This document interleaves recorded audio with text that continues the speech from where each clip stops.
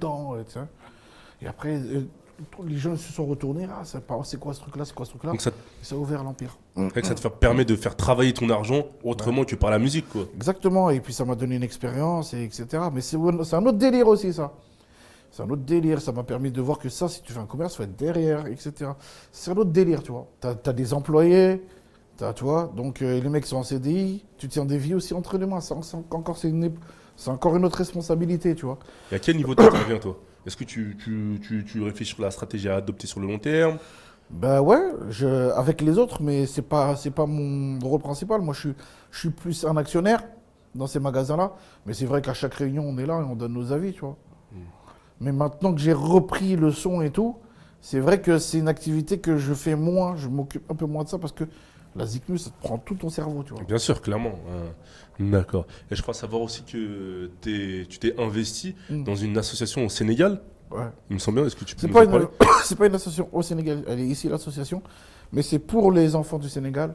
Les enfants de rue au Sénégal. C'est une association qui s'appelle ADER. Et ouais, je suis parrain et pas que moi, il y a Lefa aussi dedans. Les enfants de rue, ils dorment dans la rue, tu vois, ils sont maltraités. Et donc nous, ce qu'on veut, l'objectif, c'est de faire plusieurs orphelinats et dedans leur donner une bonne éducation, tu vois, sportif, tu vois, toutes sortes d'éducation, tu vois. C'est venu d'où cette envie d'aider? Ça, c'est depuis que je suis tout petit, quand j'allais au bled, je voyais ces gens-là, j'étais petit, ils avaient mon âge. Et je voyais des petits en train de mendier dans la rue, à peine habillés. J'étais choqué, je viens de France, je suis un petit Céfran, tu vois. Ouais. Choqué. Je me suis toujours dit que quand je vais grandir, je vais tout faire pour les aider.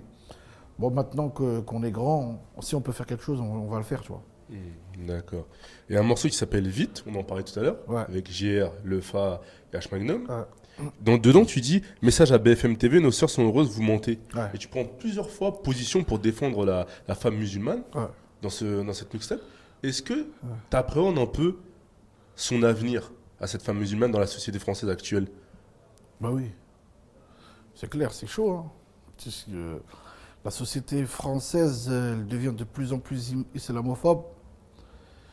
Et j'ai l'impression que on peut rien faire. Tu sais, t'as beau dire pas d'amalgame, c'est mort en fait. C'est Que mort. la marche avant est. Pourquoi je te dis c'est mort? Parce que nous-mêmes on fait l'amalgame. Ça veut dire que quand il y a le lendemain d'un attentat ou la semaine d'un attentat, tout le monde se regarde bizarre, tu vois. Tu vois, t'as quelqu'un barbu, tout ça, toi-même tu le regardes chelou, Khay. Donc tu te dis si toi-même tu le regardes chelou, comment un Français de la campagne de Saint-Nanana, Saint-Maclou, une ville, nanana, comment lui il va voir une sœur voilée ou il va voir un mec barbu? Mais il va paniquer tout de suite, il va faire tout de suite l'amalgame, il ne fait pas de ça chez lui. C'est Tu la vois. peur en fait. C'est la peur, tu vois. Et avec les médias qui ne nous facilitent pas, qui passent en boucle le même truc et qui invitent les mêmes trous du cul à la télé, qui disent les mêmes conneries, les mêmes représentants, les faux représentants de l'islam qui viennent. On fait comment maintenant? C'est-à-dire que tu as tout ça, t'as pas le droit à la parole, et quand tu as la parole, on te fume tout de suite, c'est chaud, tu vois. Et tu dois rester en France, toi, malgré tout, malgré ce climat? Après, non, je ne me vois pas rester en France, parce que c'est pas à cause de ce climat ou pas ce climat, parce que depuis très longtemps, j'ai envie de partir dans un endroit où il fait chaud, frère. Tout simplement. J'ai envie de partir dans un endroit où il fait chaud, j'ai envie de rentrer au Doblé, tu vois. J'ai envie de construire des queues là-bas et tout ça. Faire des allers-retours, parce que ici c'est chez moi aussi, tu vois. L'objectif de cette mixtape, Ouais, objectif saison 1. c'est un peu le présent pour moi. Hmm. Mm.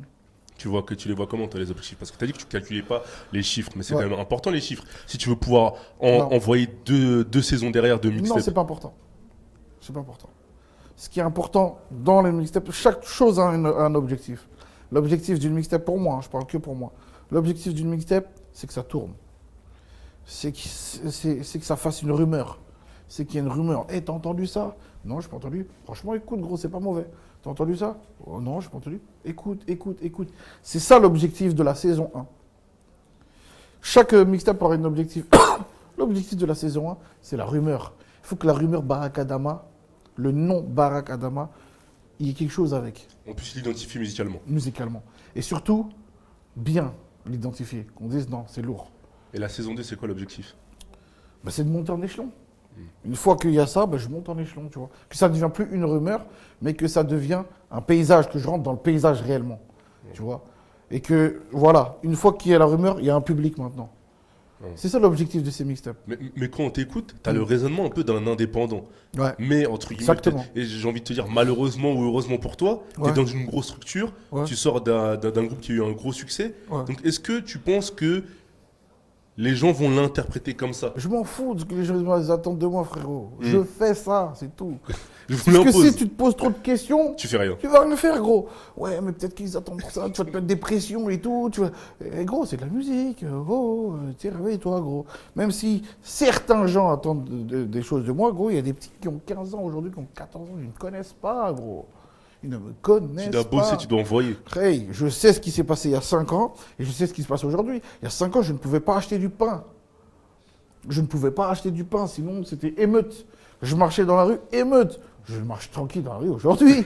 T'as compris? Ça veut dire que, gros, il y a une différence. Oui, dans la tête des médias, des professionnels, de ceux qui ont vu ce phénomène-là. Eux, ils se posent toutes ces questions-là. Mais le peuple, il ne se pose pas toutes ces questions-là. Moi, je me mets pas de pression et je laisse personne ne me mettre la pression. C'est surtout pas la course au chir qui va me mettre la pression. Je m'en bats les couilles. Mais tu sais, je suis sincère quand je dis ça. Tu sais, les gens ils pensent que je suis pas sincère. Non, c'est que vraiment j'ai bien cogité sur ça et que je connais la Zikmu et la meilleure manière de faire de la bonne musique, c'est de kiffer. Si tu te mets la pression, tu feras pas de la bonne musique, tu feras de la musique avec des calculs et ça va sonner faux, tu vois. D'accord. On va finir par la dernière question, la question qu'on me pose tout le temps, je suppose. Ouais. Le prochain section d'assaut, vous rentrez en studio quand? Section d'assaut, c'est compliqué, mon gros. C'est compliqué. On aimerait bien rentrer au mois de mars, mais c'est compliqué. C'est compliqué parce qu'il y en a un tel qui veut ça, un tel il n'est pas dans ça. Tu sais, on a un groupe WhatsApp, il s'appelle Section d'assaut, on se parle tout le temps. Et bon, les gars, on le fait, vas-y, on le fait. Ouais, mais si on le fait, par contre, faut pas le sortir là parce que moi j'ai ma tournée. Ah ouais, merde, mais ça m'arrange pas parce qu'après ta tournée, moi j'ai la mienne. Ah ouais, mais parce que non, tu vois, c'est chaud de coordonner les agendas de chacun. Regarde-moi, par exemple, j'ai envie de faire 3 mixtapes cette année. Lefa, il sort son 2e album. Masca, il est sur son 2e album. Gims, il est sur son 3e album, sur sa tournée. Il est même pas en France. Mais donc c'est techniquement impossible en fait. Ouais, logistiquement impossible en fait. Pas impossible, mais difficile à réaliser. Très difficile. Et vous êtes mis une date butoir, quelque chose dans votre Non, tête? la seule chose qu'on s'est mis dans nos têtes, c'est de rentrer en studio. Au moins pour que les automatismes y reviennent. Parce que, mine de rien, ça fait longtemps qu'on n'a pas fait de la musique en groupe comme ça. Donc, pour que les automatismes y reviennent, on s'est dit, bon, déjà, venez, on rentre en studio, on part une semaine, 2 semaines, sans fermer, et on fait de la Zikmu, déjà. Pour 2017 ça ou c'est... Ouais, pour 2017, là, au mois de mars, avril, on compte partir, tu vois. Déjà pour ne serait-ce que recréer un peu l'énergie, le Exactement, pour déjà refaire de la Zikmu ensemble, faire de la Zikmu ensemble. Parce que, comme je t'ai dit, pas de calcul, tu vois. Mais en tout cas, l'envie est. Non, l'envie, elle est là. Parce que peut-être que même pour toi ou pour d'autres qui sont lancés en solo, ils sont plus épanouis en solo Ouais. qu'en groupe. Même par exemple, là, toi, tu es en train de bosser ta carrière solo, tu te dis, attends, faudrait que je fasse. On est tous stop plus et que épanouis. je me- On est tous plus épanouis en solo qu'en groupe. Bah alors pourquoi le faire? Parce qu'on kiffe être en groupe. Ah ouais. Et puis, il faut terminer cette histoire-là aussi. Il faut qu'on boucle la boucle section d'assaut, tu vois. C'est un truc qu'on a promis au public et qu'on s'est promis à nous-mêmes. Il faut qu'on termine l'histoire, c'est tout. Mais on kiffe tous plus être en solo qu'en groupe parce que artistiquement, tu prends plus ton pied solo qu'en groupe. Ça, faut dire la vérité, tu vois.